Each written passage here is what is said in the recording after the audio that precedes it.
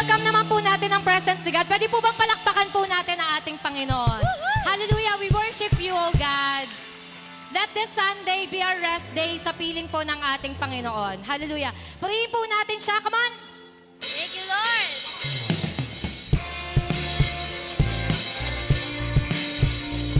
We praise you, God. We fix our eyes on you, Lord. Hallelujah.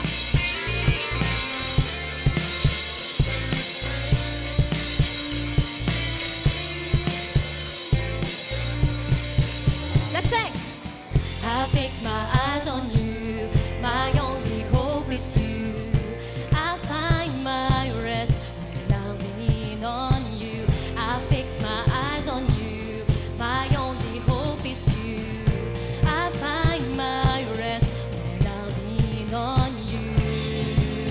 Jesus, lean on you. Jesus, you go before me when I cannot see. You lead me onward. You lead me onward. Let your love light up in the darkest deep.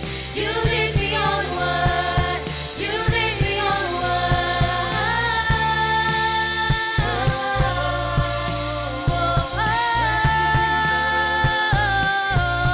We fix our eyes on you, God.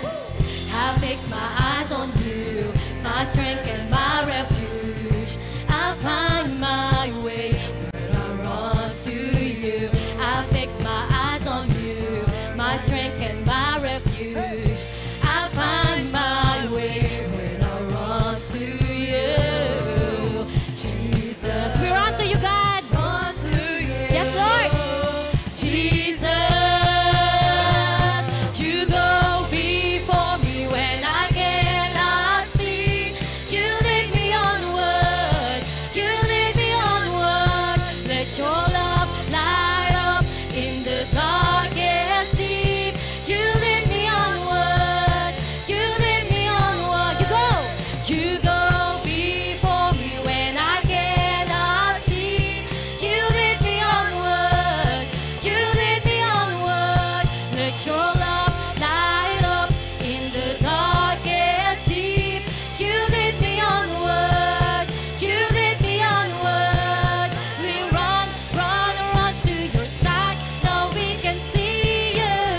We will follow you where you lead us. We run, run, run to your side. Our hearts are eager.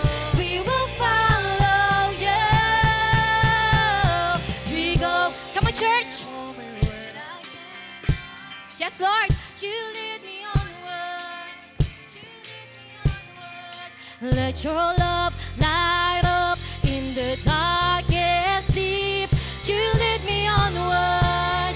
You lead me onward. You go before me when I cannot see. You lead me onward. You lead me onward. Let your love light up in the darkest deep.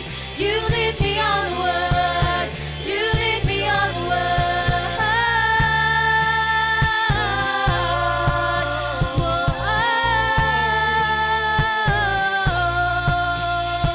Hallelujah, Lord. We praise you, God.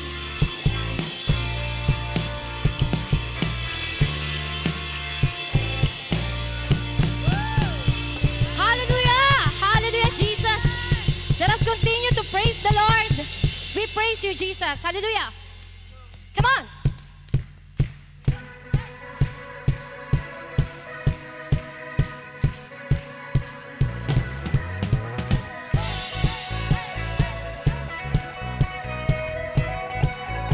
Let us continue to clap our hands for Jesus. Thank you, God. Let's sing. You are here as we lift you up. You are riding on our praise.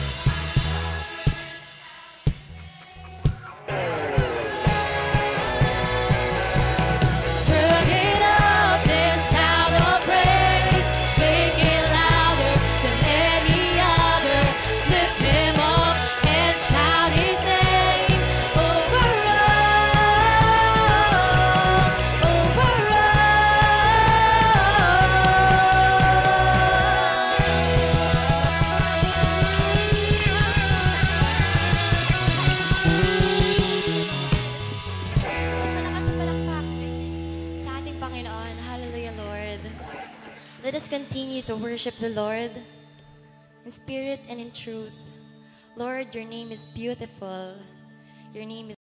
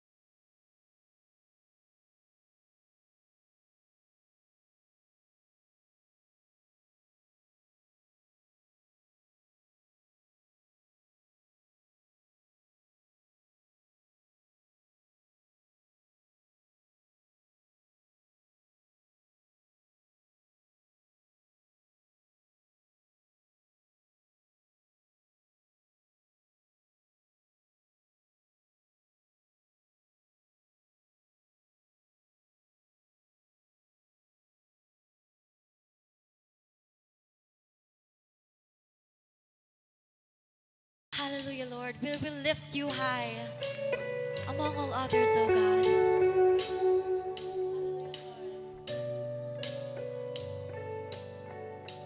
Hallelujah, Lord.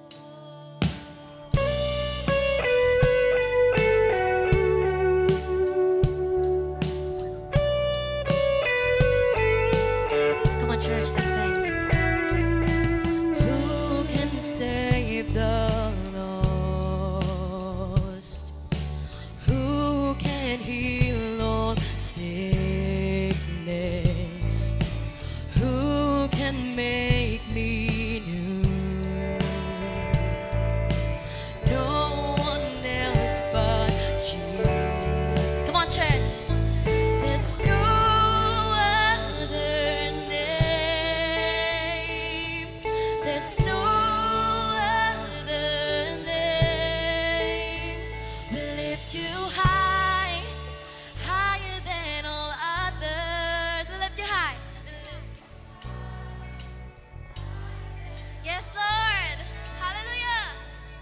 For great are you, Lord, and worthy of all the glory and honor and praise.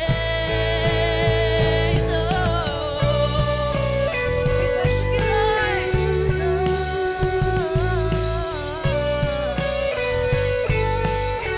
Let's sing. Who can make me whole?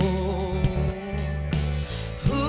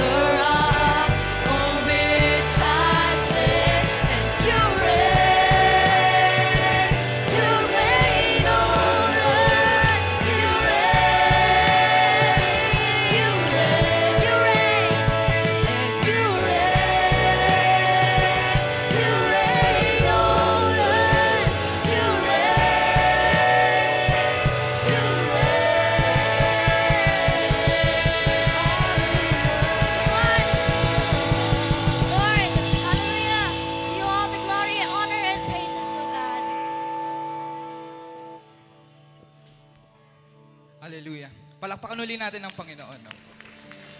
So yun, sobrang nakaka-bless kasi yung series natin ngayon is more about stewardship and stewardship as responsibility. Pero minsan kasi for the sake of responsibility, gumagana yung pagiging decision natin. No, hindi na tayo nag-i-inquire kay God, pinapabayaan na lang natin yung sarili natin na gumawa ng mga bagay-bagay on our own volition.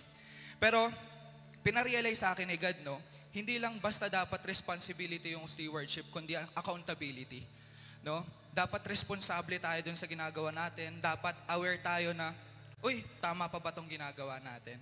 And with this, no, may mga pagkakataon na without realizing, nagkakaroon na tayo ng pagkakamali. No? In relation to dito sa Ezekiel 40 verse 1, sabi dito, no, in the 25th year of our exile, at the beginning of the year, on the 10th month, in the 14th year after the fall of the city, on that very day, the hand of the Lord was on me, and He took me there.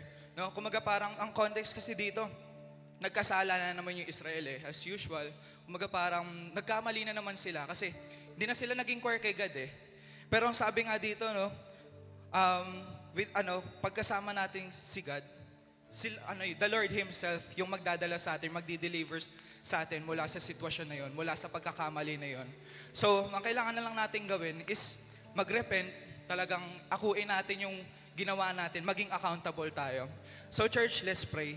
Hallelujah Lord, hallelujah Jesus. Panginoon, maraming salamat o God sa panibagong linggo para talagang magpuri sa iyo, Panginoon, para dumalo sa presensya mo. Lord, Panginoon, humihingi kami ng tawad, O God, sa kung anumang ginagawa namin na pagkakamali, Panginoon, na hindi kami nag-i-inquire sa iyo, Lord. Talagang apart from you, Panginoon, talagang magkakamali kami, Panginoon. And Lord, we pray, Panginoon, na talagang sa araw na ito, O God, talagang iwanan na namin, Panginoon, yung mga bagay na hindi nakakabuti o hindi maganda sa mga mata mo yun. Lord, we pray, O God, na sa kung anumang ituturo namin, sa kung anumang ituturo sa amin ng speaker today, O God, we pray, O Lord, talagang matutunan namin ito, Panginoon, may isa puso namin, O God, talagang may apply namin to sa aming puso. And Lord, talagang sa paglabas namin ng lugaring ito, Panginoon, maramdaman namin na we are forgiven, Panginoon, we are cleansed, Panginoon, na talagang kung anumang pagkakamali namin, Panginoon, pinagbayaran nyo na po yun, Panginoon, for us. And Lord, we pray, O God, at talagang with this, Panginoon,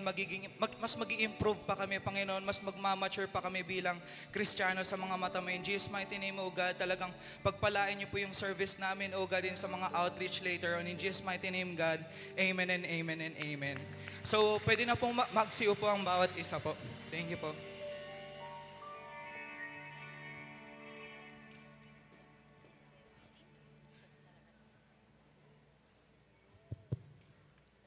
Good morning po.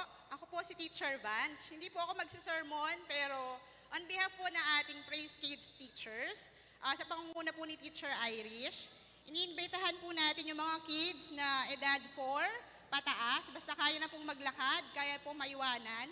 Meron po tayong kids search sa taas, kung saan po meron din po tayong dance and worship, may mga pa-games, may mga crafts, may foods, and ang pinakamahalaga po, may enjoy po nila yung pakikinig sa salita ng Diyos sa pagtuturo po ng ating mga mababait at magagandang mga teachers. So, may aircon naman po yung ating mga rooms, and by God's grace po, safe naman po sila sa ating pangangalaga ng mga ating teachers. So, kunin ko na rin po yung chance na to para imbitahan po yung may mga puso para sa mga bata na sumali bilang mga volunteer teachers sa ating Praise Kids Church. So, maraming salamat po. God bless po sa lahat.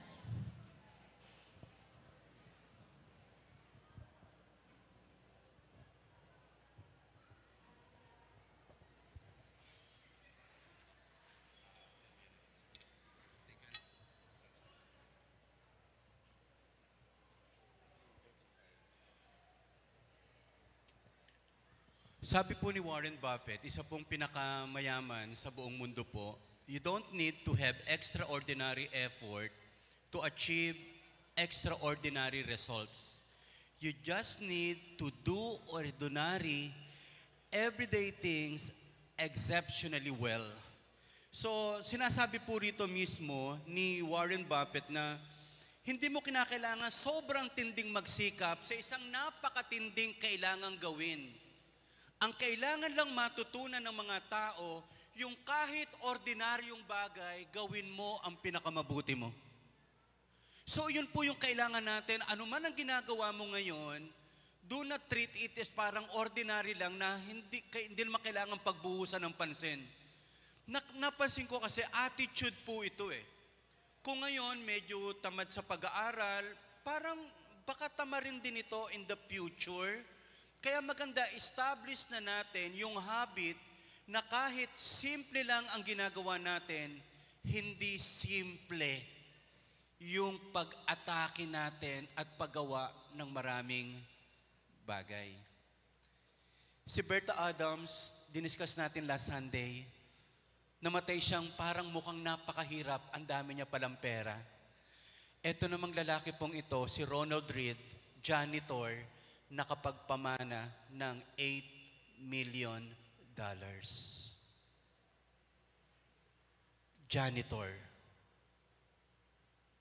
Napaka-frugal. Pwede siyang bumili ng bagong sasakyan. Hindi ko naman siguro masyadong kailangang pumorma at hindi naman masyadong kailangan second hand lang na car. Hindi masamang bumili ng bago, pero si Ronald Reed, ang galing lang po nito eh. Parang reserve army rin siya, nakapasok siya during World War II, di tayo nagkakamali. At the same time, naging parang gasoline boy, gasoline din po siya boy, na hindi siya namimili ng trabaho. Hanggang sa nag-invest din po siya sa stock market, nakapag-ipon siya. Janitor, $8 million. Maaga siyang na-widow eh. Kaya hindi naman po siya nagkaanak, pero meron siyang mga anak-anakan. His estate was nearly 8 million, much of which was in shares of stock. He bequeathed 2 million to his stepchildren, yung mga nag-alaga sa kanya, caregivers, and friends. 2 million. Yung dinonate naman niya yung 4.8 million, kung di ako nagkakamali po, sa hospital na nag-alaga po sa kanya. At yung 1.2 million ay doon sa library na lagi niya pong pinupuntahan pag may mga libre po siyang oras. Janitor po ito pero nakapag-iwan ng $8 milyong. Ikaw, ano po ang pwede niyong iwanan? Yung pag nawala tayo sa mundo, meron bang pakikinabangan ang mga tao? Mga kapatid, life is not about acquiring many things. Life is about giving. Kung hindi ka nakapagbigay, pinakamalungkot ang buhay natin. Kung hindi ka nakatulong, pinakamalungkot ang buhay natin. Kaya kung magkakaroon tayo ng excuse para hindi magbigay, tingnan nyo na lamang po si Ronald Reed, janitor, pero nakapag-invest, naging good steward, naging pagpapala siya sa marami. Siguro yung mga pinag-iwanan niya, tuwang-tuwa po. Pakiusap ko po sa inyo, utang na loob, huwag kang mamamatay na puro utang. Sabi niyo sa katabi niyo po, utang na loob. Huwag kang mamatay na utang ang ipapamana po natin. Baka patay na tayo, sinusumpa pa tayo ng mga taong pinag-iwanan po natin. Okay? O, masikit ka kay Ronald Reed, ha? Hindi ka naman janitor, ano po. Naisip mo na ba kung ano ang pwedeng mangyari sa isang tao na may pusong saganang magkaloob? Isipin nyo na lang, ano ang pwedeng mangyari sa iyo kapag ikaw ay naging generous? I want you to try to imagine, paliparin ho natin yung utak natin. Hindi yung iniisip natin gaano karami ang pwede kong makuha, kundi gaano karami ang pwede kong ibigay. Just try to imagine, ngayon pa lang, ano ang magiging buhay mo kung magiging generous ka. Okay? Forget na yung kasi nakita nyo naman yung mga corrupt, di po ba? Buhay pa, minumura, galit na galit, ano po. Walang natutuwa sa corrupt sa magnanakaw, mandurukot, mandarambong, magugulang, mga scammers. Wala pong natuwa dyan, wala pong na-bless. At hindi nyo ipagmamalaki kung may kamag-anak kayong scammers. Alam mo, 7 nga lang kami, 5 doon scammers Potential na nga ako eh. So wag naman pong ganun, wag naman pong ganun. So stewardship, issue of generosity. Minsan lang natin dinidiscuss ito, pero this is one of my favorite topic. Kasi galing naman talaga tayo sa mahirap. Mahirap, pero nangarap tayo na mamatay na maging mapagbigay. Yung mahirap ba may pwedeng ibigay? Sa ngayon, kung gano'n ang status, medyo mahihirapan. Pero kung ikaw nagsikap, umunlad, ang dami ho natin pwedeng matulungan. Kasi sa time na buhay na ibinigay sa atin ng Diyos, pinagkalooban ka pa ng galing, may mapuproduce ka na treasure. Kapag yung oras natin, hindi natin ginamit sa makabuluhan, by the way medyo wisdom hack lang po ito. Kaysa mag-scroll po tayo sa FB at sobrang laging nanonood ng Netflix, what if, natutunan ko lang po ito sa Jewish rabbi, how about 4 times a week, read a book 1.5 hours a day, o in 4, ano po yun, allowed basahin mo. Mga books na talagang sobrang makapag-grow po sa inyo. Kasi kung kaya natin mag-scroll sa FB, ngayon nga po, iba kinakabahan kung sino man nanalo sa Miss Universe, wag na ho kayong tumingin. Ano po? Kala nyo po, alam ko na nagno-note po kayo, tinitingnan nyo po kung sino na nanalo. Yung iba dito sa NBA, ano po, alam ng Diyos po yan, may CCTV po yung mga ilaw na yan, nakikita ko po yan. So gamitin natin yung time at talent para magkaroon ng treasure na pwede nating ipambigay. Hindi pwedeng gusto mong maging mapagbigay, hindi ka magsisikap. Sarili mo nga lang, di mo kayang buhayin eh. Ano pa yung ibibigay po natin? Ano ho? Naku mga kapatid, makalimutan nyo na yung lahat, wag lang ito. When we position ourselves with a heart of generosity, there's no limit to how God can move in our lives. Kapag natutunan mo na saganang magbigay, pinoposisyon mo ang sarili mo para maranasan ang walang hanggang biyaya ng Diyos. Hindi mo pa nakita o naisip kung paano ka pagpalain ng Diyos kapag nagkaroon ka ng pusong mapagbigay. Ilagay natin yung kanang kamay natin sa tapat ng ating puso dahil puso, issue of generosity ang pag-uusapan natin. Father God, in Jesus' mighty name, ang puso namin ito ay gawin mong mabuting sisidlan na yung mga salita. Ang pusong ito, gawin mong mabuting sisidlan na mga biyaya mo po, O God, na ang mga bagay na ipagkakaloob mo sa amin ay handa rin naman naming ipagkaloob, i-bless sa mga tao, lalo na mga nangangailangan. Thank you so much, O God. Ang Praise Church, generous na church, Panginoon, magiging pagpapala siya sa marami at marami magpapasalamat sa Diyos. In Jesus' name, amen at amen. Yung malakas na palakpak, ibigay natin sa Panginoon. Wow. Ganito muna yung usapan natin. Imagine at isipin mo muna, kunyari, hindi ka pa nakakarinig ng usapang pagkakaloob. Okay? Kunyari, hindi mo pa alam paano mag-tithes. Ilagay mo muna yung sarili mo sa ganung bagay. Baka kasi puro malakay lang nababasa natin. Teka muna, yung pagta-tithes ba, paano ba nagsimula yan? Ang Diyos ba talaga ang gumawa niyan o may taong nag-commit sa Lord na magta-tithes siya? Okay? Ganun muna yung ano po natin lalo na kung hindi pa po kayo, may question po kayo about pagkakaloob, ano po, titingnan natin po yan. Eto muna, Deuteronomy 8:18, mga familiar passage ito, pero sabi ko nga, ang premise natin, imaginein mo muna, isipin mo, wala ka pang alam muna sa pagkakaloob sa Panginoon. But remember the Lord your God, for it is He who gives you the ability to produce. Sabi natin lahat, produce.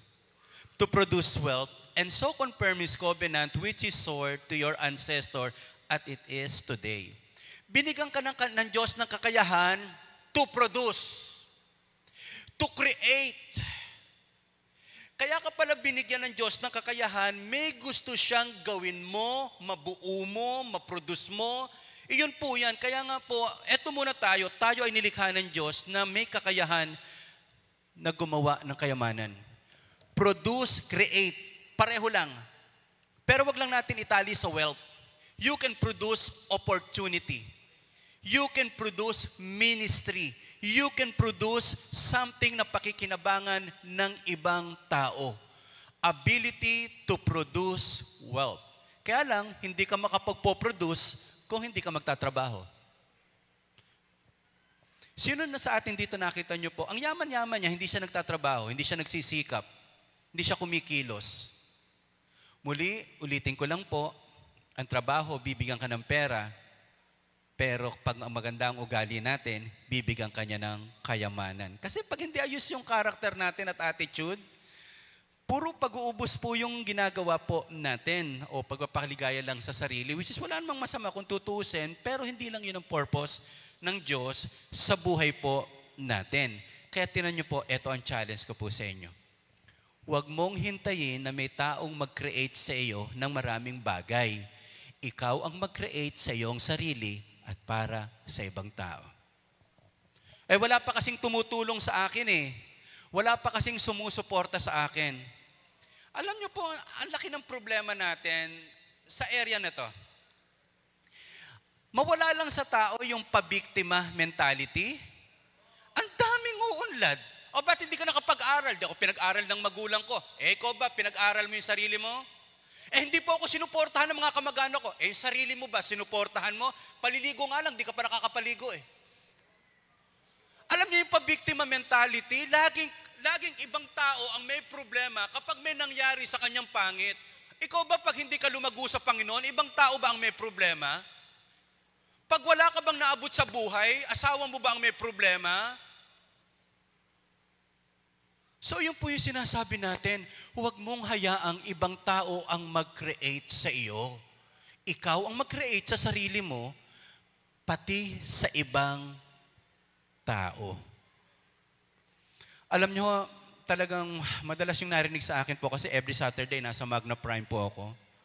Sila Sir Derek, ano na ho kasi ito eh, Magna Prime, nag-iisip paano talaga makatutulong sa iba po. Hindi talaga ano po, sa una sabi niya pera, pero ngayon na-transform na yung mindset natin. Business is about service. It's not about money. Kaya alam niyo po, nag-launch po sila sa PhilConstruct nitong November nga po, katatapos lang. Ang sinuportahan niya po mga artists. Kasi po medyo talaga aminin na natin, hindi magaling sumuporta ang government sa atin. Pag hindi mo tinulungan ang sarili mo, mamamatay kang dilat. Kaya nga mas maganda, tulungan na lang natin yung government o ibang tao na, kasi tin mo mga artist neto, ang gagaling, walang sumusuporta sa kanila. Yung nasa right side po dyan, tingnan lang natin si Maestro Tom Alvarado. Ang galing-galing po niya. Naghigab lang po na idodrawing ang mukha mo. Ang galing no, nakakita na po gano'ng kagaling. Uy, mukha ko lumabas oh. Ang galing. Kaya lang wala hong sumusuporta. Nakakalungkot po yung mga artists, nagkakaroon ng value yung work nila or masterpiece pagpatay na sila.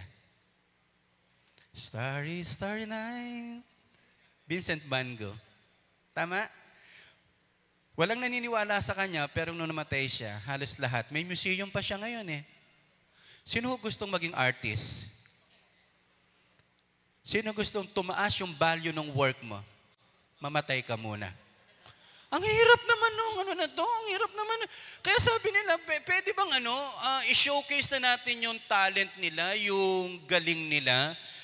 Kaya ang galing-galing po ito nga po sa PhilConstruct po, nag-ano po ang Sinclair ng The New Generation Paint ng About Macau or Masterpiece. Obra, Macau Obra.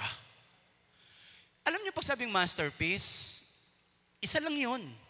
Kung may katulad man yan, replica. Kaya ang tawag sa atin, masterpiece eh. Ganun kahusay, ganun kakagaling, wala kang kamuka. Yung bag mo, may kamuka. Pero yung katabi mo, hindi mo kamuka. O sabihin mo sa katabi mo, buti na lang, hindi kita kamuka. Yan ang isang matindi kong pinagpapasalamat sa ating Panginoon. So, hindi po ba maganda yon yung instead na maghintay ka na ano ang create ng ibang tao sa iyo, learn how to create for yourself and for other people. Mukhang mas masaya yung hindi lang may tumulong sa iyo, kundi tinulungan mo rin yung iba. Ang problema ko sa natin, di ba sabi nga sa verse nito, the ability to produce wealth. Kaya lang mali ang tingin ng mga tao eh. Lagi sinasabi nila, ang money is evil. No. Money is not evil. Ang tawag dyan, amoral. Yung, hindi naman siya masama, hindi naman siya mabuti. Depende sa kung paano mo gagamitin. Yung sasakyan, masama ba? Pero pag ginamit mo yung pang-carnap, panupoon, kinarnap mo yan, ginamit mo pangnakaw sa bangko, masama po yun. Sabi nila, money is evil.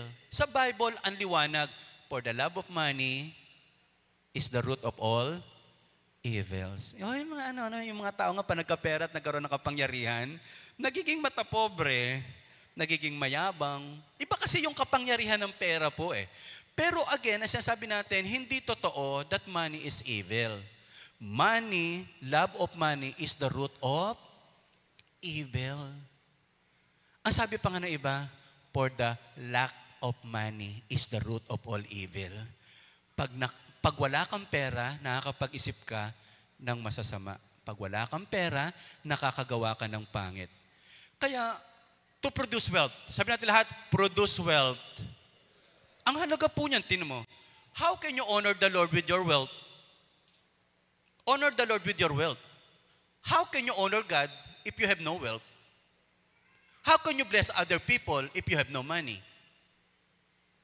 Eh dito Lord pa una eh. Honor the Lord. Kailangan ba ng Diyos ang pera? Hindi. Ang kailangan ng Diyos sa atin, pag-honor. At na-honor natin ng Diyos, mga kapatid, klaro ko po ito. Meron kayong mga kakilala at kaibigan na meron na talaga sa buhay.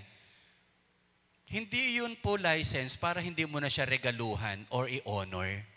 Ang magulang natin, kahit meron yan, still honor them. Na-appreciate nila po yan pag nabibigyan po natin. Amen? Kasi minsan, it's not about the money, it's about honor. Eh dito po ang liwanag eh. Honor the Lord with your wealth. Paano kung walang wealth? And with the first fruit of all your produce. Iyon ho muna tayo. Again, ulitin ko to with your wealth. Ayan, yung may kulay anak. With your wealth. Do you have wealth? Ganito yung lagi ko naririnig. Kung may pera lang ako, bibigyan ko yan. Kung may pera lang ako, natutulong dyan eh. Eh gusto mo palang tumulong, ba't hindi ka magkapera? O parang ganito na lang, tutulungan ko yan, magtatrabaho ko, be-bless ko yan. Hindi yung, hahangaan ka ba sa ganun? Kung may pera lang ako eh, tutulungan ko lahat yan eh. Tulungan mo muna sarili mo. Minsan para tayo mga mga kandidato, no? Pag nagkapera ako, pagagawa ko yun ng bahay, nakalubog lahat. Memorial Garden, townhouse. So mga kapatid, di natin maloloko po ang Diyos. Pero tingnan niyo po ito. Tuntua po ako sa idea lang na to. Honor the Lord. Pag may honor, may den. Pag may honor, merong den. Pag natutunan mo mag-honor, merong lalabas, then your barns will be filled with plenty. Paano, pastor, yun? Pag natutunan mong magbigay, na-unlock mo yung wisdom, lalo ka magkakaroon, lalo ka makakatulong, lalo kang pwede mag-bless sa ibang tao. Kapag hindi tayo marunong mag-honor, walang pupunuin ang Diyos sa buhay natin. Sabi ko nga lang nakakalungkot po ito Yung marami talagang tao, hindi pala talaga handay sanay, hindi talaga ready pagpalain. Bank account lang, hindi makapag-open, may mga zero maintaining balance na ngayon Walang ka-paid po na magkakapera sila. Good steward ang pinag-uusapan po natin. Hindi ho ba? Kaya mga kapatid, it's about time. Meron pa na pwede tayong ibigay. Pag may honor, merong din. Kapag marunong tayong magparangal, handa tayong tumanggap sa Diyos ng maraming bagay. Tuwang-tuwa ang Diyos sa mga taong mapagbigay. Malakas na palakpak, ibigay natin sa Panginoon. Come on. Wow, thank you, Jesus. Thank you, Lord. Okay. Pastor, saan talaga natin kinuha din yung kwento ng pagtatides? Kung sabihin ko po sa inyong, hindi ang Diyos ang nag-utos sa tao na mag-tides. kundi tao ang nag-commit na mag-tithe sa Lord. Kung nabasa niyo na po ang kwento ni Jacob, alam niyo po yung sinasabi ko. Genesis 28:20, ito po yung, marami kasing ginawang kalokohan si Jacob eh. Dinaya niya yung kapatid na si Esau, kinuha yung birthright, pagkatapos yung blessing na para sa kapatid niya, nakuha niya. Sa galit ng kapatid niya, halos siya patayin. Kaya ito yung moment na tumatakas po talaga si Jacob para sa kanyang sarili. Alam naman niya mali ang kanyang ginawa. Nagsisisi siya sa Panginoon. Kaya yung moment na alam niya, lalaya siya, hindi niya alam ano ang mangyayari sa kanyang pag-alis. Pero umaalis siya na alam niya, babalik ako isang araw, babalik ako sa pinag-alisan ko. Merong pagkakataon sa buhay natin tama, yung probinsya natin, yung lugar natin mahirap. Pero kahit mahirap, gusto natin bumalik. Pero pagbalik ko, hindi na ako mahirap. Pagbalik ko sa barangay namin, hindi na ako mahirap. Di po ba? So ganun din naman si Jacob. Sabi niya, tumatakas ako ngayon, papatayin ako ng aking kapatid, pero babalik ako. Ito yung panalangin niya. Then Jacob made a vow, nangako po siya sa Diyos, if God will be with me and will keep me in this way that I go, will give me bread for eat and clothing to wear. Lord, kung sasamahan niyo po ako, Panginoon, kung iingatan niyo po ako, kung bibigyan niyo po ako ng mga pagkain at damit na aking isusuot, so that I come again to my Father's house. Pag dumating na po yung pagkakataong ganun, Panginoon, babalik huli ako, then the Lord shall be my God. Lord, ikaw ang talagang magiging Diyos ko. And this stone, which I have set up for a pillar, shall be God's house. And of all that you give me, I will give a full 10 to you. Hindi ang Diyos ang nagsabi kay Jacob, mag-tithes ka. Ang sabi ni Jacob, Panginoon, in my journey, hindi ko alam kung anong dadaanan ko. Pero samahan mo ako, Panginoon. Hindi ko alam kung makapagtatapos ako ng pag-aaral, pero tulungan niyo po ako, Panginoon. Hindi ko alam kung tama itong ipuput up naming business, Panginoon, pero samahan niyo po ako, O God. Magpapamilya po ako, Panginoon, na hindi ko alam kung paano ko bubuhay ng aking pamilya. Pero Lord, sa mga panahon na yon, alam ko ikaw lang ang tutulong sa akin. At kapag nangyari na ang mga bagay na yung, Panginoon, ibibigay ko sa iyo ang 10 bahagi ng mga bagay na pagpapala na pinagkaloob mo sa akin. Hindi ang Diyos ang nag-utos kay Jacob. Si Jacob ang nag-commit sa Lord na alam niya, wala siyang maabot, wala siyang makakamit, wala siyang tatanggapin at mararanasan na hindi galing sa Diyos. Kayo ho ba nangangarap din po na mag-bless sa taong nag-bless sa inyo? Yung mga pinag-aral po kayo ng ibang tao po, meron ho ba kayong balak patayin yung taong nagpaaral sa inyo? Napakasalbahe naman natin kung ganon. Ano po, pinag-aral ka na nga. Kaya mga kapatid, it's about time, di po ba? Pakita ko po sa inyo, may malalim na dahilan bakit tayo nagtatites. Hindi lang sinabi kasi parang mandatory, obliged, obligation. Hindi po eh. Tagalogin uli natin, sumumpa agad si Jacob na nagsabi, Panginoon, kung sasamahan po niyo ako at bibigyan po ng pagkain at damit at kung makakabalik po akong muli sa bahay ng aking ama na walang masamang nangyari sa akin, kikilalanin ko kayong Diyos. Tingin po kayo sa akin. Are you aware na walang mangyayari sa buhay natin kung hindi tayo sasamahan ng Panginoon? Are you aware wala tayong matatanggap kung hindi tayo pagkakalooban ng Diyos? Kanina ngang umaga, hindi mo kontrolado kung makakagising ka kahit nag-alarm ka. Kasi yung buhay na yan galing sa Diyos. Wala tayong may pagmamalaki. Kaya mga kapatid, magkaroon lang tayo ng awareness. Walang pwede kong makuha na hindi galing sa Diyos. Yes, sabihin mong masipag ka kaya ka nakapagtapos, Diyos pa rin ang nagbigay sa iyo ng kasipagan at attitude na yan para ka makatapos sa pag-aaral. Anong maipagmamalaki natin sa Panginoon? Kaya nga tinan nyo po, ito ngayon po yung somehow, idea natin, na nagsasabing, okay,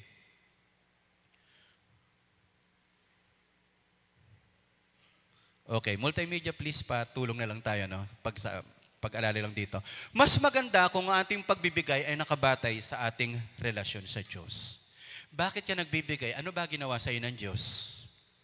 Bakit ka nagbibigay? Ano ba yung kasundoan nyo ng Panginoon? Hindi ba ang sarap magbigay? Hindi po ako nagtataka, marami dito ang pangarap mong bigyan, magulang mo. Napakawala namang kwenta natin, kundi buong buhay, pinag-aral tayo, inalagaan tayo ng magulang mo, wala kang kabalak-balak. Nagdadalawang isip pa nga ako kung ipapalibing ko ang magulang ko, sayang din yun eh. May ganun? Nangihinayang, gastusan yung taong nagbigay sa iyo ng buhay at lakas at bumuhay sa iyo. Kaya no wonder yung mga magagalang sa magulang, yan yung pinagpapala ng Panginoon. Chismis lang to. Sabihin sa katabi niyo po, chismis lang to. Yung binaril sa bus, usapang mana. Chismis pa lang po yun. Pero ang dami nagpapatayan because of money. Ang dami nagpapatayan because of lupa. Kaya kung hindi out of gratitude, mahihirapan tayong magkaloob. Ang taong nagpapasalamat, nagkakaloob. Amen? Kaya nga ang issue ng tithes, I believe, issue of gratitude. Pag hindi tayo mapagpasalamat sa Panginoon, mahirapan ka mapagbigay. Yung pagtanggap lang tayo ng tanggap, I believe, at hindi nagbibigay, that is ingratitude. That's ingratitude. Kaya ito yun, mas maganda kung nagkakaloob ka because I thank the Lord. Because I have a relationship with God.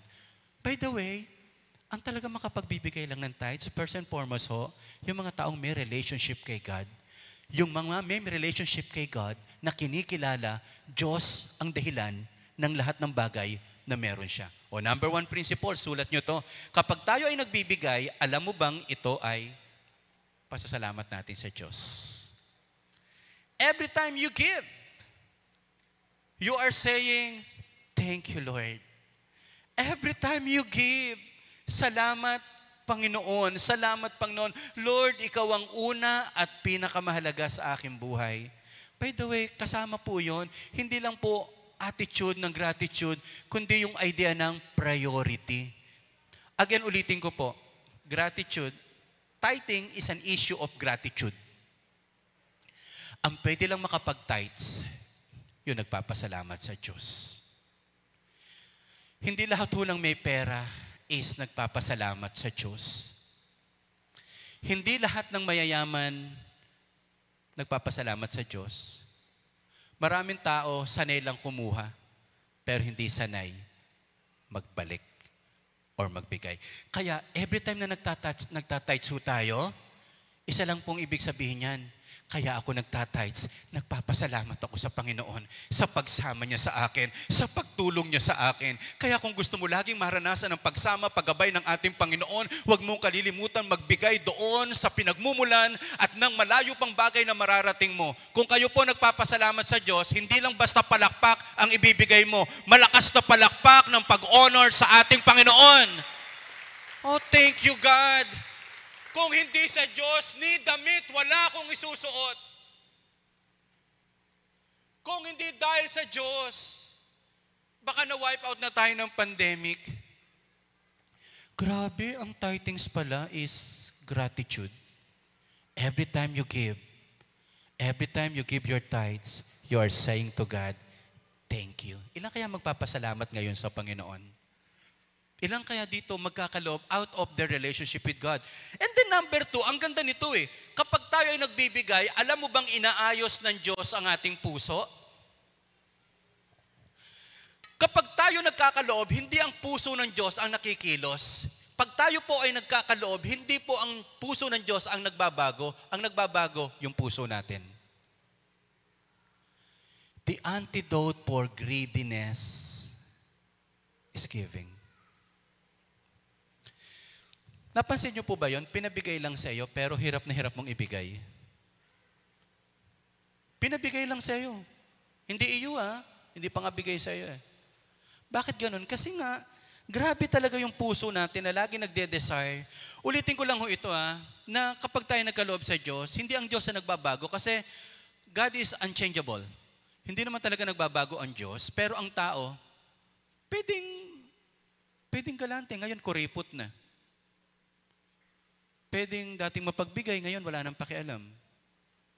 Kaya nga po, napakalaking bagay mga kapatid.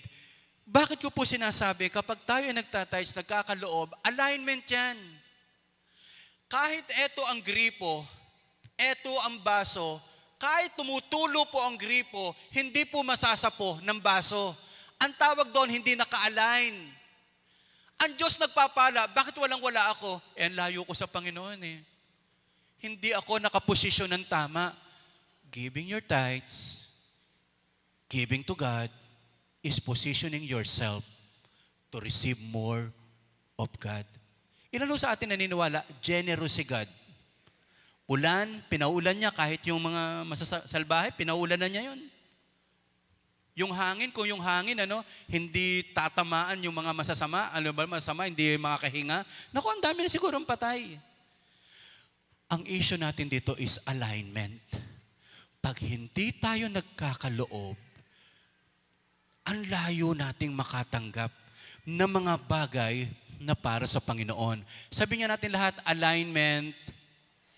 So, kailangan, we need to reposition ourselves. Every time na nagkakaloob tayo, binabalik natin yung puso natin para sa ating Panginoon. Nabasa niyo na ba to? Yung Leviticus? Ayaw na ayaw nyo yung book na to Leviticus. Ayaw na ayaw nyo yan. Lalo yung mga bilang, mga ganyan. And when you reap the harvest of your land, you shall not reap your field right up to its ends. Okay? Paliwanag natin sa Tagalog mamaya. Nor shall you gather the gleanings after you harvest. You shall leave them for the poor and for the sojourner. I am the Lord your God. Tingnan pa natin itong Tagalog. Kung mag-aani kayo, huwag ninyong uubusin ang mga nasa gilid ng inyong bukirin. At huwag na ninyong balikan ang mga, para pulutin ang mga natira. Wow. Hindi ba yan, pagsasayang? Hindi. I will explain. Ganon din sa inyong ubasan, huwag ninyong babalikan para kuhanin ang mga natirang bunga o mga nalaglag. Iwanan ninyo iyon para sa mahihirap at mga dayuhan. Ako ang Panginoon inyong Diyos. Kung nabasa nyo yung kwento ni Ruth at ni Boaz, diyan nagsimula yung love life nila. Yung si Boaz, may-ari ng bukid, si Ruth, namumulot. Galing ng Diyos. Kung ikaw may bukirin, huwag mo nga anihin lahat. Magtira ka sa may hirap. Huwag mo namang isaidin lahat. Parang sinasabi ng Lord, pag nagtatrabaho ka, wag mo namang asamin na ikaw lang ang makabenta. Hindi naman ikaw lang yung tindera. Wag naman puro sa iyo, hindi mo naman kakayanin yan. Wag kang masyadong sakim or ganid.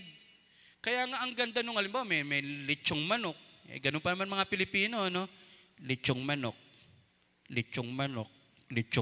Pampihira ito. Okay lang yun. Makikilala tayo. Puro amoy lechong manok tayo. May nag-fishball, kikiyam, squid ball. Okay lang yun.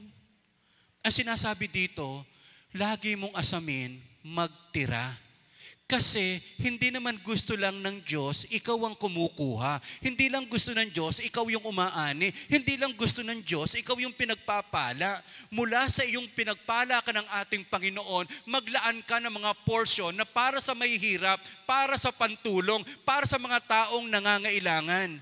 Amen po ba tayo doon? Kausapin mo yung katabi mo, sabihin mo, huwag mong ubusin lahat. So yun po yun, okay? Parang ganito lang, huwag ka lang kuha ng kuha, magtira ka sa iba. Hindi ba? Yung mga tao, grabe, gusto sila lang ang kumikita, gusto sila lang yumaman, gusto lang silang i-bless. Hindi. Mas masarap, lahat tayo bless. Amen? Yung pag naglabas tayo ng Praise, Forbes, 500 millionaires, huwag mo sabihin ako lang ang kasama sa 500 millionaires. Hindi, lahat po tayo. Amen? Kaya yung katabi mo na yan, huwag mong aasarin yan. Milyonarya yan. Yung katabi mong lalaki, malupit yan. Isa yan sa papalit kay Henry. Henry Kissinger. Hindi pala si Henry Tan. Minsan, ang iyong tira ay malaking tulong sa pagpapasimula ng iba. Amen? Tingnan niyo po yun. Minsan niya, kahit maliit na tulong is malaking tulong sa mga walang-wala. Ang 1,000 baon sa isang estudyante na walang magulang na nagpapaaral ay napakalaking halaga. Kayang word na abutin ang pangarap natin? Grabe po. Sumisilakbo ang dugo ko na gusto ko talagang, Lord, makita. Especially mga outreaches natin. Ay may mga pinag-aaral na tayong mga kabataan, eventually sila po ang tutulong sa mga nangangailangan. 1,000 lang a month? May isang bata ka na natulungan, yung batang yon isasama pa ang pamilya sa Lord, di isang pamilya ang natulungan mo sa 1,000 lang. Amen? Kaya nga, magtira sa iba. Sabi natin lahat, magtira sa iba. Huwag naman yung tirahin ng iba, tinira mo pa yung pwedeng makuha ng iba. Alam niyo yung mga ganun, yung kasimut-simutan, huwag naman po, magtira tayo. Magtira. Okay, eto muna unang challenge ko. Hindi ko alam kung ginagawa natin to. Challenge ko po sa inyo, may ibang fast food, hindi sila tumatanggap. Pero kapag kumain po kayo, mag-tip ka naman. Ang pinakamagandang pagtitip sa una, 200 ang kinain mo, bigyan mo na 1,000 yung waiter, ibibigay sa iyo ang restaurant. Ito na po ang titulo ng restaurant po. Totoo po yan. Hindi ho ba? Ang sarap kaya na mag-tip. Ilan sa atin dito, asar na asar pa rin hanggang ngayon pag sumasakay ng tricycle. Magkano ibinabayad nyo po? Ikaw, magkano sinisingil mo? Alam mo na yon.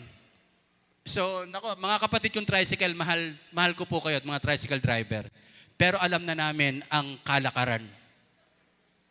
Kung 100 ang ibabayad mo, ang unang tawad mo, magkano ba binabayad mo? 70.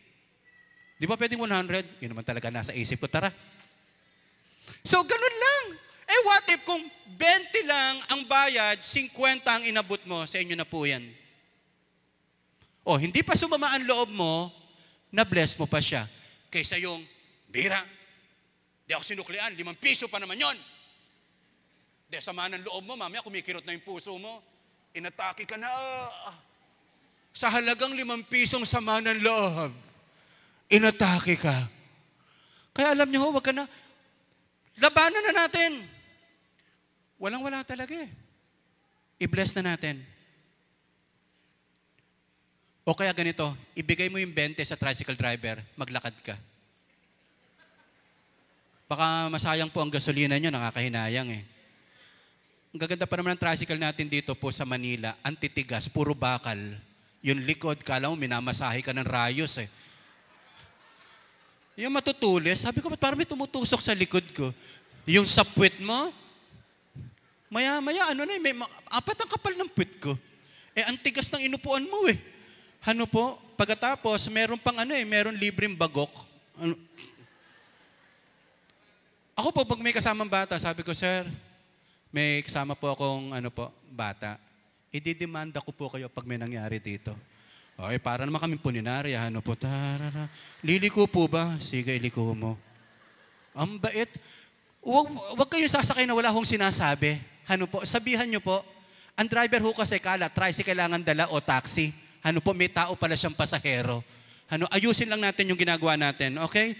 Ba't ba ito ay napunta ho doon? Giving ang pinag-uusapan natin. Pumalakpak nga muna lahat ng gising pa. Mag-tip naman tayo. Mag-tip naman ho tayo mga kapatid. Bless natin yung mga naglilingkod. Security, driver, sino pa? Yung mga chef, balsamador, lahat ng pwede ho nating i-bless. I-bless po natin yan. Okay, baguhin natin ang parameter. Minsan mali sukatan natin eh. Bakit hindi gawin natin ganito ang sukatan natin? Ang yaman ay hindi ang dami na iyong nakuha kung hindi nasa dami ng iyong naibigay. Kung ang sukatan ng yaman dito ay sa dami ng ibinigay, sino ang pinakamayaman sa atin ngayon dito? Kung ito yung parameter ang ang pagiging mayaman ay hindi yung dami ng nakuha, hindi yung dami ng mayroon ka, kundi yung dami na yung naibigay. Sino ngayon ang mayaman? Hindi ang mayaman ay yung maraming at malaki ang sweldo. Ang mayaman ay yung may mga na-bless na tao. Kaya nga po, kung di rin tayo magsisikap, wala rin tayong ibe-bless. Ano po ng mga tao po. Thank you, Jesus.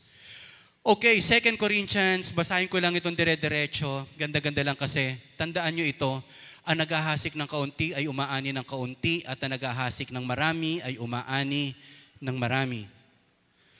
Ang bawat isa sa inyo ay magbigay ng ayon sa sariling kapasyahan ng walang pag-atubili at hindi sa pilitan dahil mahal ng Diyos ang mga nagbibigay ng may kagalakan. Sagutin ko lang po, magkano yung, lagi ko kasing narinig, di man mahalaga sa Diyos kung magkano ibibigay mo, ang mahalaga yung nasa puso. Magkano po ba yung nasa puso? Sige nga. Magkano yung nasa puso? 5 piso? 30? Minsan palusot lang po yan ng hindi po walang pamantayan sa pagbibigay. Bakit si God? Kung hindi si God tumitingin sa ibinibigay natin, bakit alam niya, etong mayamang ito, eto lang ibinigay. Etong mahirap, eto lang ibinigay. O ngayon mo sabihin, hindi tumitingin ng Diyos. Tumitingin ng Diyos. Palusot lang yun ng mga hindi po ayos ang pagkakaloob sa Lord. Ang Diyos sumitingin sa puso. Ano nakita niya sa puso? Enlargement of the heart. Kaya nga maganda, kung hindi mo kaya ng 10%, then magsimula ka sa 1%. Naging 2%. Naging 3%. Pero kung gusto mo agad sa Bible ang sundin, katulad ni Jacob, siya ang nagsabi, I will give you the 10% ng mga biyaya ko po.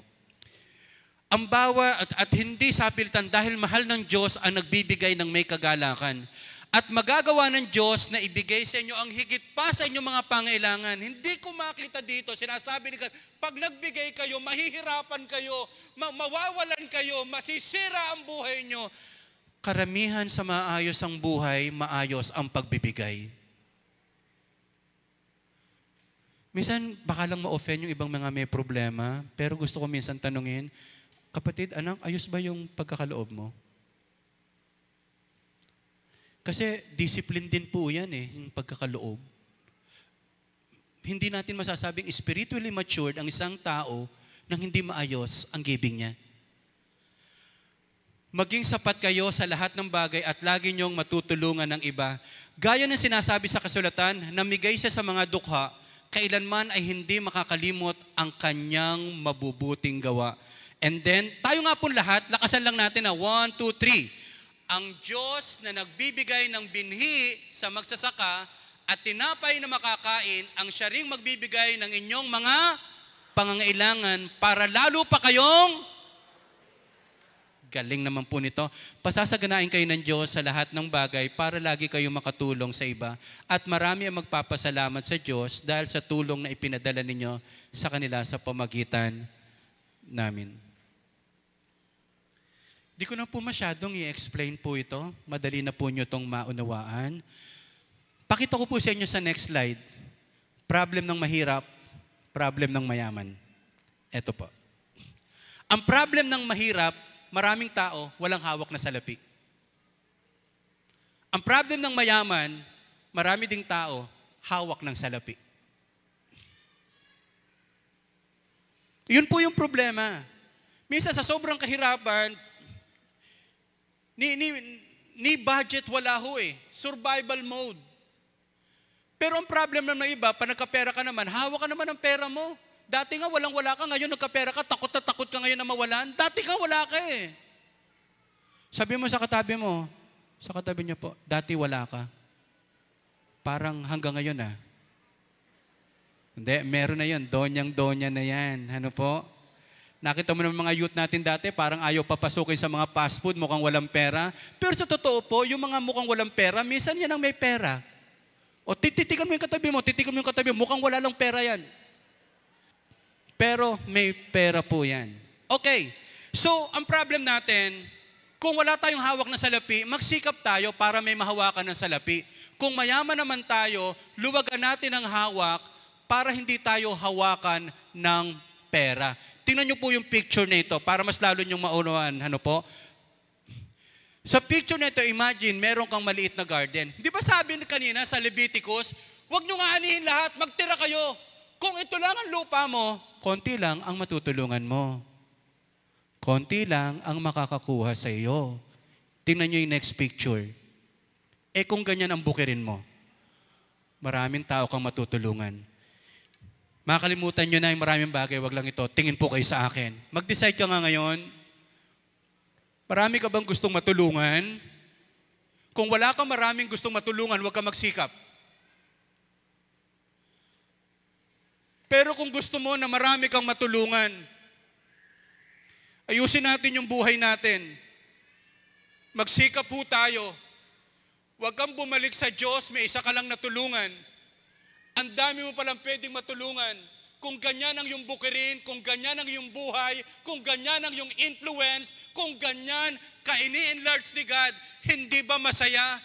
Ang dami mong natulungan kahit hindi sila magbalik ng pasasalamat. Pero ang mahalaga, napalaki mo ang sarili mo, ang daming nakinabang sa iyo, ang daming magpapasalamat sa Diyos. Malakas sa palakpak, ibigay natin sa Panginoon lahat ng gustong maraming matulungan. Huwag yung ganitong attitude, ako naman wala nang hahanapin pa eh. Ikaw yun, and daming tao maraming hinahanap. Napagtapos ko na yung mga anak ko eh, wala na akong problema. Tumulong ka makapagpatapos pa rin ng ibang mga bata. I don't know how to explain. Sobrang sarap na mapagbigay. Sobrang ganda ng buhay ng mapagbigay. Lastly, dito na po tayo.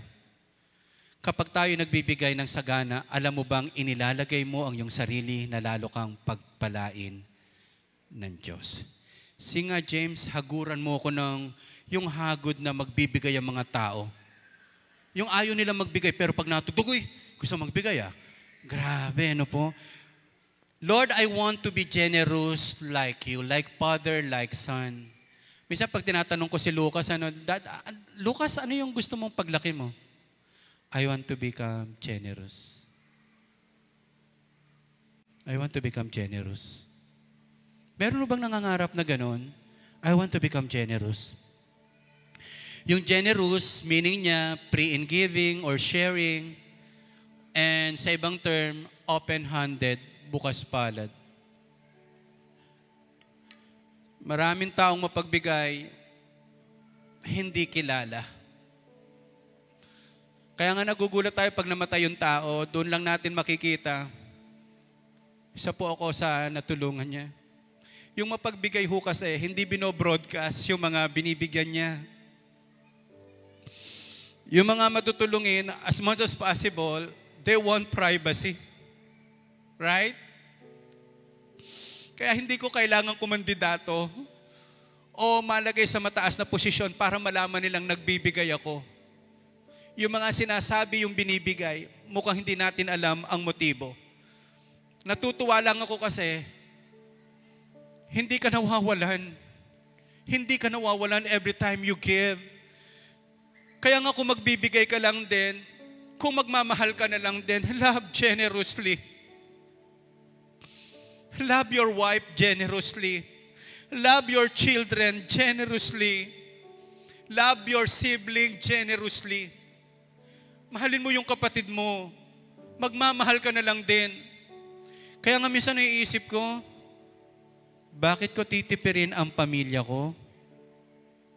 Mukhang may problem din ako kung galante ka sa barkada, kuripot ka sa pamilya. Sometimes you need to become generous din sa iyong sarili. Huwag mo i-deprive ang sarili mo if you want to travel abroad. Come on. Okay lang po yun. Trust generously. Magtitiwala ka na lang din. Magtiwala ka na lang sa God. Forgive. Huwag mong akalain yun. Bahal, okay lang yun. Forgive generously. Ikaw yung makikinabang yan. Appreciate generously. Appreciate mo siya generously. Sabi ko nga kung sa FB, maglalike ka na lang din, heart na. Minsan tinitipid mo pa yun, hindi ka naman gagastos pag ginawang heart. May bayad po ba yung thumbs up sa pagiging heart? 20 pesos. Dito na lang ako sa thumbs up. Hindi ho ba? Nakakatuwa kasi sa mga taong graduate or something na ganyan. Ang ganda-ganda. Tingnan niyo po yung verse nito. I want you to focus on this. Napaka alam na natin verse to eh. Pero ngayon, hinahamon ko kayo na subukan ninyo ako. O, eto na si God, ang Panginoon makapangyarihan. Dalhin ninyo ng buo ang inyong mga ikapu sa bodega ng Panginoon upang may pagkain sa aking templo. Kapag ginawa nyo ito, padadalan ko kayo ng ulan at ibubuhos ko ng sobra-sobrang pagpapala. Alam nyo na po ito, tithings. Pag binigay nyo ang 10%, o tingin po kayo sa akin. Ang iniisip kong mabuti rito ay ito. Pag binigay ko ang 10%, wala daw po akong sukat pagkalagyan. 10% pa lang, wala nang sukat pagkalagyan. Paano ba kung hindi 10%? Paano kung 20% ang binigay mo? Sabi ni God, wala ka ng sukat pagkalagyan. Paano kung 30%? Kaya sobrang tontuwa ako kay Rick Warren, Pastor Rick Warren. Merong time, hindi na bago ang lifestyle niya. 90% ibinigay niya sa Panginoon, 10% doon po siya nabuhay. Gustong-gusto ko po yung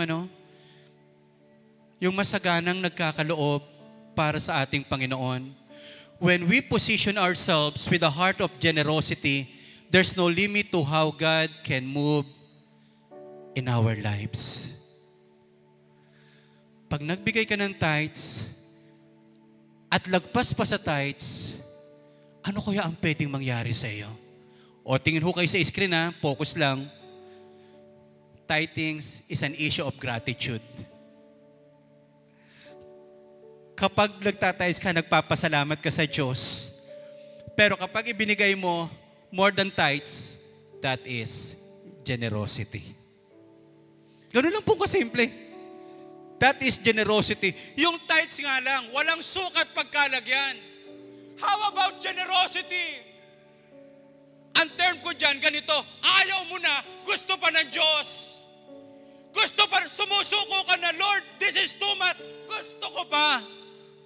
Kaya kung hindi natin nararanasan yung walang sukat pagkalagyan, baka there's something wrong at may kailangan pa tayong ayusin sa ating pagbibigay.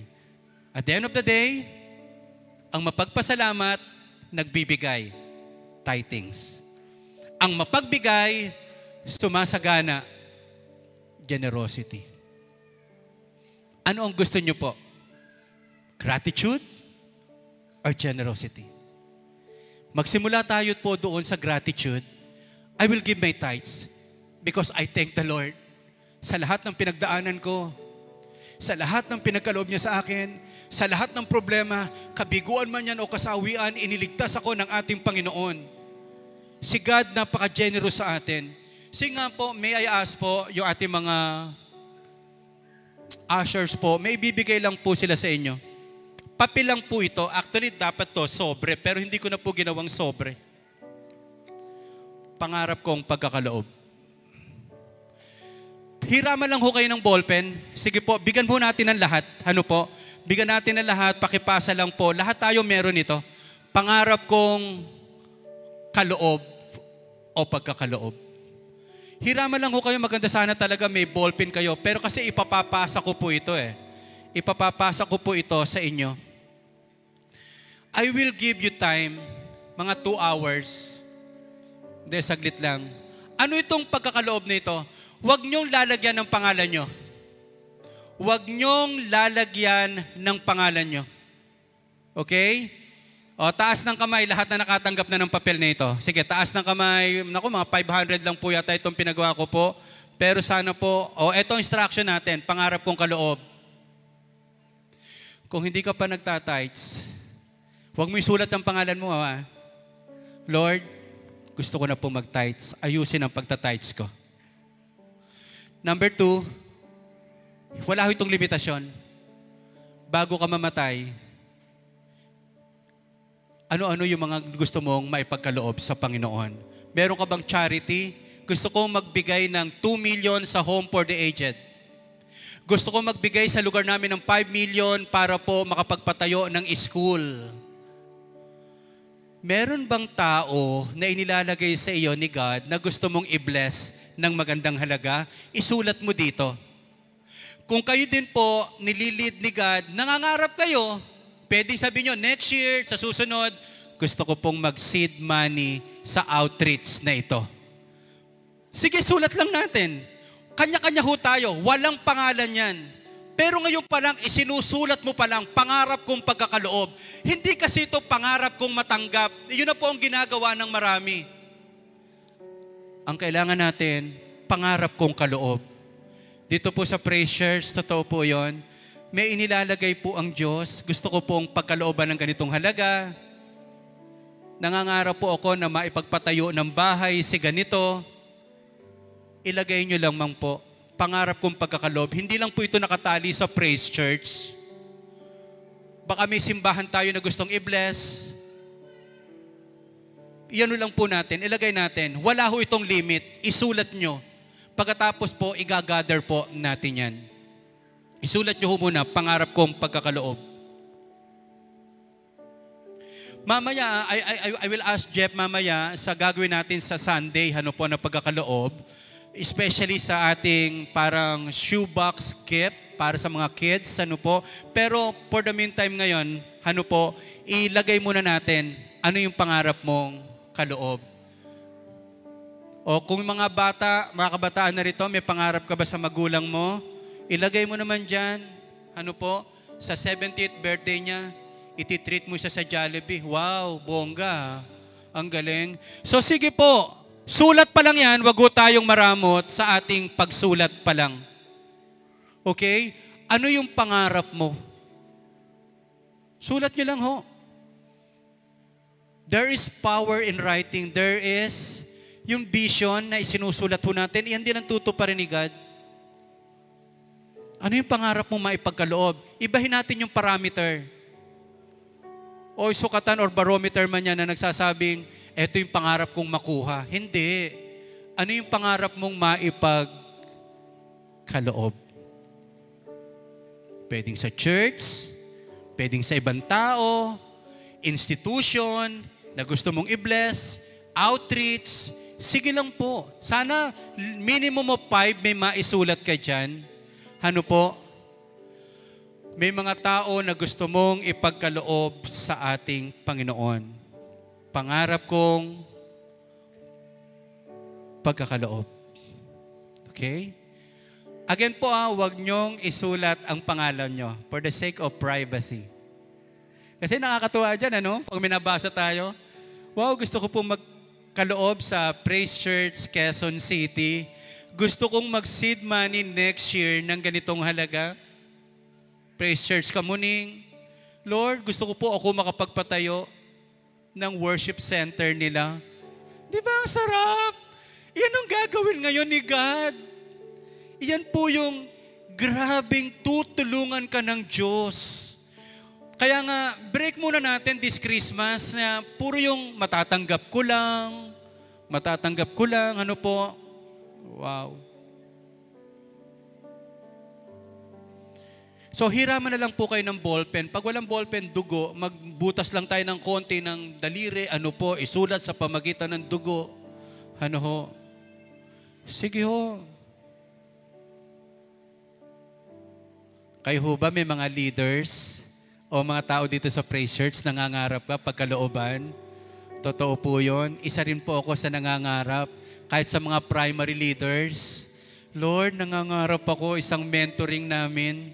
Makakapagbigay tayo ng ganitong halaga sa kanila just to bless. Ano po, they are not asking for it, but God, ito yung sinasabi ng puso natin. Okay? O baka meron dito, Lord, gusto ko muna mo tumawid from gratitude to generosity. Ang tagal ko ng 10%, ang tagal ko ng gratitude. Sana dito naman ako sa generosity. Ano po? So it's about time, turo natin sa mga outreaches natin ngayon. Ano po? Stewardship. Magkakapera tayo, pero lalo kang i-honor ni God, lalo kang niyang bibigyan ng ability to produce wealth. Okay? O lahat po ba nakasulat na? Mamaya, kasabay ninyong pagkakaloob, isasabayin niyo po yan. I will ask sa ating finance team, patabi lang po ito, igagather ko po ito. At least hindi pa nagsisimula ang 21 days of prayer, meron na po akong ipagpe-pray. And it is my honor to pray to your gratitude and generosity. Okay?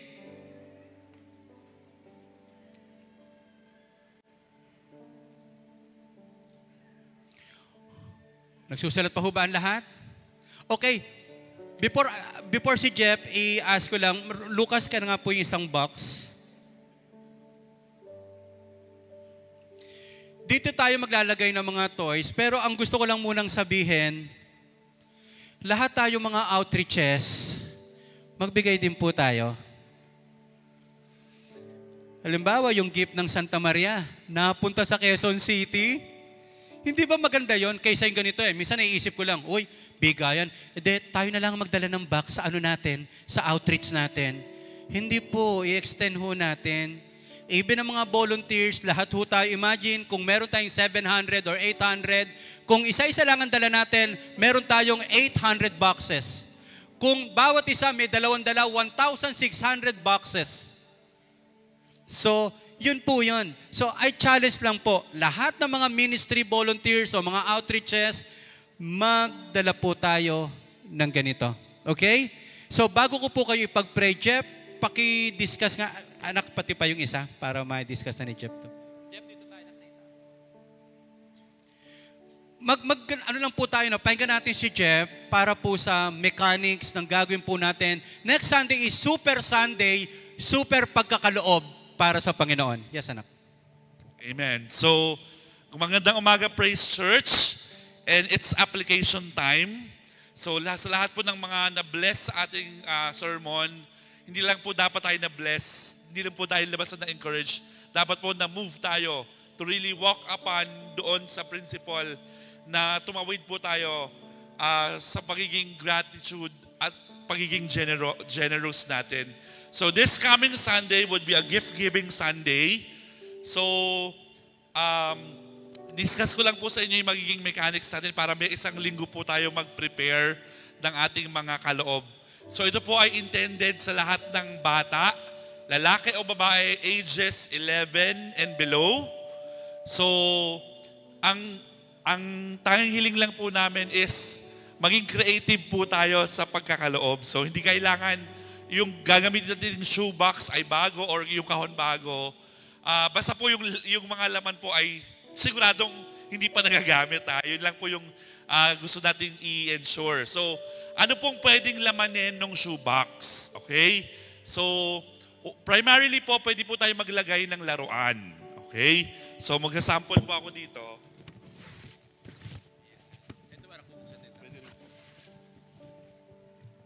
So, katulad po ng box na ito po ay naglalaman ng toy car. Naglagay din po tayo ng parang hygiene items like alcohol, toothpaste, toothbrush. Naglagay din po tayo ng mga biscuits and candies. At naglagay rin po tayo ng mga ball pens at notepad. So yung mga bagay po na nais natin ipagkaloob ay pwede po natin ilagay sa shoebox. So ito po ay para sa lalaki.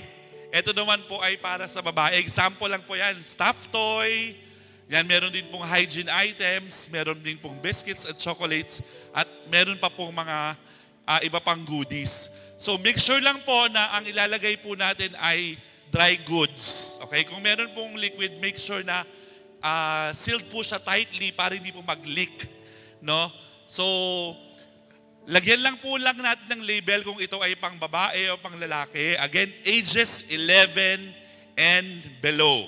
Okay? So, kayo pong bahala kung ano po yung amount. Basta ang mahalaga po is naka-ready na po siya in 2 shoebox at ready na pong i-distribute at ipamigay this coming Sunday. So maglalagay po kami ng mga designated boxes dyan sa harapan ng ating stage para po during the time or pag tayo po sabay-sabay na magkakaloob, meron pong mga designated location na kung saan ilalagay po natin yung ating shoebox. Okay? So, ipopost din po namin yung announcement na ito sa ating, sa bawat GC po ng bawat network. So, para ma-remind po kayo about the mechanics of our gift giving this coming Sunday. So again, it's giving season and gusto po nating maging bahagi tayo na magbigay ngiti at saya sa bawat bata this coming Christmas. So advance Merry Christmas po at maraming salamat po. Thank you, Jeff, anak. Thank you. Pwede rin yun pong lagyan ng letter. Anak, alam ko magiging doktor ka pag laki mo. Pag hindi ka naging doktor, pasyente ka. So lagyan lang po natin ng ganon. Ano po? Thank you, Lord. Tayo muna tayong lahat. Mamaya may mag-share pa po about giving, ano po, magpe-pray. Pero pag-pray ko muna yung pangarap nating kaloob. Kahit pagsusulat pa lang po yan, faith is writing your expectation from God. So kaya naniniwala po ako, mapupuno ang lugar nito. This coming Sunday, next Sunday, lahat ng mga outreaches andito sa ating Super Sunday. Napakasaya po ng programa natin. Pag nagsusuper Sunday tayo, palaging pista. Yung papel na sinulatan nyo po, taas natin. Pagkakaloob natin ito muna sa Panginoon. Ano po? Mamaya, kasabay ng offering, ilagay nyo po ito. Plus yung sa offering nyo po. Sige, let us pray. Father God, thank you for reminding us that giving our tithes is about gratitude. Paano mo kami sinamahan? Paano mo kami tinulungan? And God, yung sa pagtatides pa lang, sobrang laki na ng blessing. Pagbiyan pa pala, generosity. Panginoon, we position ourselves na maranasan ng iyong generosity para maging generous kami sa ibang tao. Panginoon, maraming nasa papel nito, isinulat nila commitment nila sa pagbibigay sa iyo, mga taong gusto nilang i-bless, mga charitable institution. Panginoon, i-honor niyo po ito. Ito na ngayon yung aming parameter at sukatan, hindi yung natanggap, kundi yung nabigay, ang pinakamahalaga sa buhay po namin. Mayayaman, bless ang mga taong nagkakaloob para sa iyo. Thank you so much, oh God. In Jesus' name, amen at amen. Makakaupo na po tayong lahat, okay? Tawagan lang natin yung mag-share po sa atin about offering. Andiyan na rin naman yung mga ushers natin. If you want ng sobre, ano po. Ma'am, walang nyo po itong iuwi, iuhulog din po natin ito sa sobre natin mamaya. God bless po.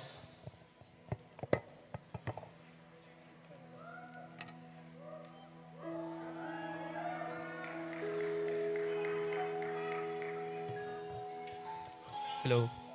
Praise God. Isang pinagpalang umaga po sa inyo lahat, no? Andyan po yung mga ushers natin para bigyan po kayo ng sobre. Sa mga wala pa pong sobre, itaas na lang po yung kamay nyo para malapitan po kayo ng ushers. And sa mga bago po nating nakasamahan, no? Hindi po kayo required, pero kung na-bless po kayo sa ating sermon and service, andyan po sila para magbigay ng sobre. Ang pagkakaloob ay is yung ika po ng ating kinita sa isang buwan, no? So, bago po tayo mag-tithes and offer, may share lang po ako sa inyo. Ako po si Gab Singh, 144 members ng Moses Network. Gusto lang po i-share yung ginawa ng Diyos sa buhay ko. Simula nung nag-tithes po ako. October 28, 2022, nag-resign ako sa trabaho ko sa bangko dahil hindi ko na nagagawa yung nakasanayan ko. Like, pagla-life group, pagsisimba, and even nawawalan na rin po ako ng time sa family. More than 2 months akong walang trabaho. Siyempre, dahil unemployed, wala pong pumapasok na income at tanging inaasahan ko lang is yung last pay dun sa company pinag-resignan ko. Wala akong ibang ginawa nung 2 months na yun, kundi maghanap ng trabaho na papasukan ulit. Naging mahirap po sa akin yun. Naging mahirap yung paghanap ng trabaho dahil wala pong tumatawag sa mga pinasahan kong resume. May mga moments tuloy na napaisip ako at tinanong ko ang aking sarili kung may kulang pa po ba. Dahil fit naman po yung qualifications ko sa requirements na hinahanap nila. Pero after ng initial interview, hindi na po sila tumawag. Nakapagtapos naman ako ng college at may degree holder naman ako. Pero bakit walang gustong kumagat dun sa credentials na meron ako? Dumating sa moment na na-receive ko na yung last pay ko dun sa previous company ko na pinag-resignan. At yun yung ginamit kong pang-apply. Pero wala pa rin pong nangyari dahil wala po talagang tumatawag. Even sa mga pinuntahan ko pong company, hindi po tayo na-hire. Kaya naisip ko na lang na ipagkatiwala sa Lord yung pera na meron ako. Kahit kailangan ko yung pera pang-apply. And nag-decide akong taniman this time yung pinapanalangin ko. Hindi ako nagdalawang isip na ipagkatiwala yung huling money na yun para sa Panginoon. Kaya dinala ko yun, yung last pay ko, nung linggong magsisimba ako. Buong puso ko po yung binigay yun sa Lord. Para taniman yung panalangin ko. Pagkatapos ng Sunday na yun, kinabukasan agad, exactly 9 a.m. po may tumawag sa akin na company. At nag-offer po sila ng trabaho. After nun, 11 a.m. po, may tumawag pa po isang company. Nag-offer na po ng job. And after 1 p.m., sunod-sunod po yung pagtawag ng company. May tumawag pong company somewhere na nag-offer din po ng trabaho somewhere in BGC. And then, kinagabihan, after ng mga interviews and job offers, doon ko naalala yung act na ginawa ko. Yung ipinagkatiwala ko yung natitirang meron ako sa Diyos. I realize na kapag hindi ka nagdamot sa Diyos, hindi rin siya magdadamot sa'yo. And God can change your situation. Dati naghahanap ako ng trabaho, ngayon ako na yung inaabol ng trabaho. Wala ang nasasayang kapag nagtitiwala kay Lord. At lahat ng yan nangyari dahil sa tinaniman ko ang aking panalangin. Ngayon, I have been working with Sun Life as Quality Assurance Engineer. 1 year na po ako dito by the grace of God. Dahil sa tiwala ko po sa Lord, sobra-sobrang pagpapala ang binalik niya sa akin, even sa family ko po.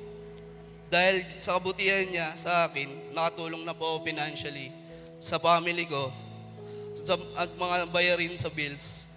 Minabuti ko rin bilan ng health assurance yung parents ko. Dahil hindi na po sila bumabata at tumatanda na rin po tayo. Natulungan po natin yung isa nating ka-life group na makabili ng college uniform niya. And nakabili na rin po ako ng sariling motors and appliances sa bahay.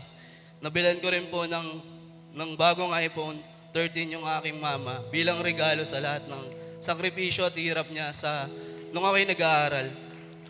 Nakabilin din po ako ng iPhone 15 and iPad na ginagamit ko po sa PCQC sa pag-edit ng features and pag-upload po ng mga videos sa outreach.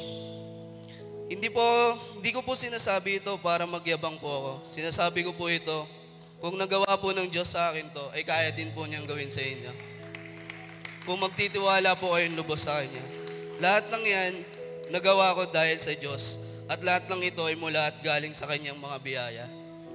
Sabi nga po sa Matthew 6:33, "But seek first the kingdom of God and His righteousness, and all these things will be given to you as well." Just put Him first. God will give everything you need. Isang pagpapala po at karangalan na may bahagi ang kabutihan ng Diyos sa buhay ko sa inyo pong lahat. Muli, ako po si Gab Singh ng Moses Network. Nagtanim, nagtiwala, pinagpala.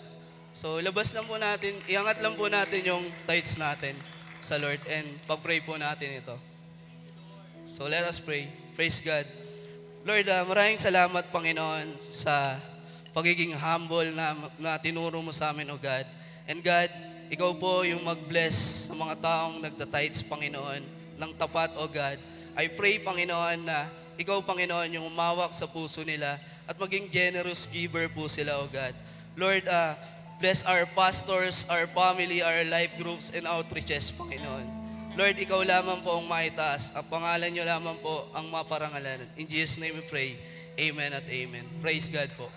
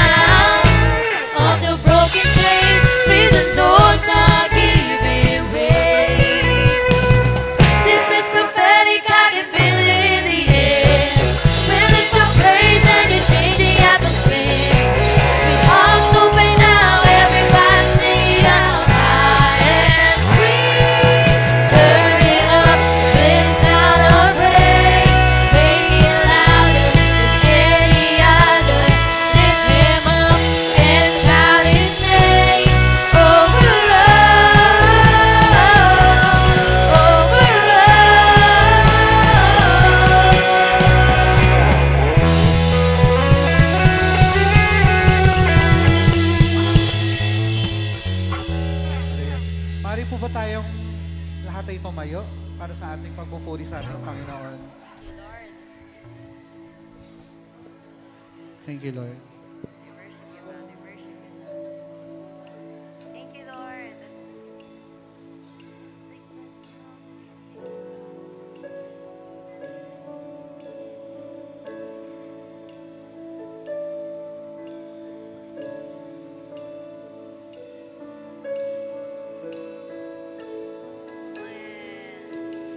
Amen.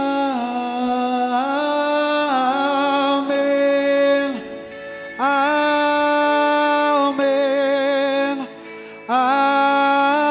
Amen. Come on, church, let's sing. Amen.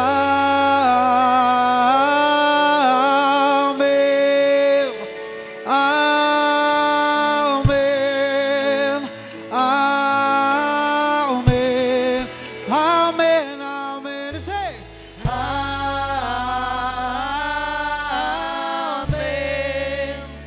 Amen.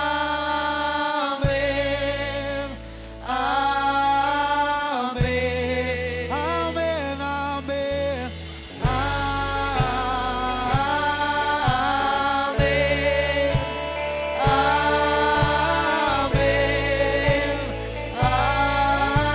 Amen.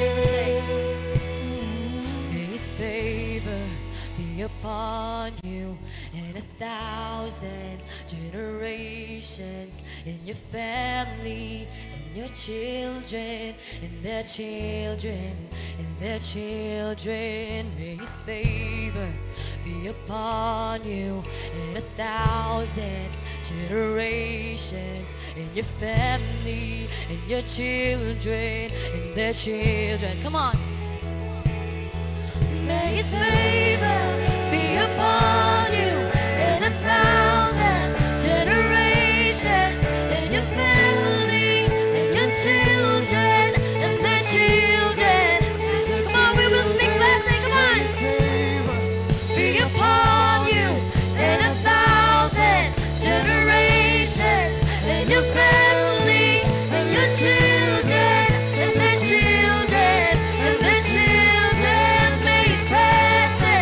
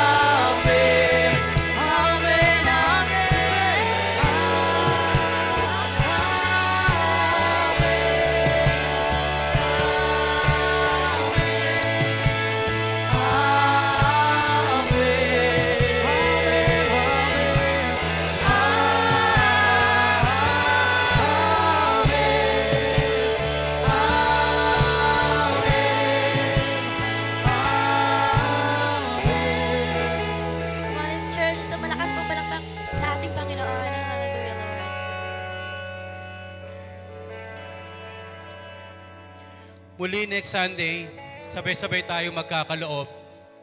Andito yung mga iba't ibang outreaches, ano po, sabay-sabay nating i-offer po, ano, Pasko sa Praise Church, December 17 pa yan, pero next Sunday, ngayon pa lamang paghahandaan na po natin. Ang Diyos ang magkakaloob ng iyong ipagkakaloob. Mataas na mataas, dalawang kamay, i-stretch natin sa langit. Ang Diyos na saganang nagkakaloob, ang sa iyo'y magkakaloob ng lahat ng mabubuting bagay na naiisip mo para matuwa ang Diyos, para matuwa ang iyong magulang, para matuwa ang mga taong iyong pinaglilingkuran. Katulad ni Jacob, sinasabi mo, Panginoon, ingatan mo po ako sa linggong aking daraanan, sa paghahanap buhay, pag-aaral, at babalik ako sa lugar na ito na may dalang kaloob ng pagpapasalamat, ng pagkilala, na anumang bagay na meron ako, ito ay mula at galing sa iyo. Ikaw ay pinagpala ng ating Panginoon, hindi pagkukulangin sa lahat ng bagay, sobra-sobra pa, maraming makikinabang. To you, O God, all the glory, praises and honor. In Jesus' name, amen at amen. Wow. Thank you, Jesus. Thank you, God.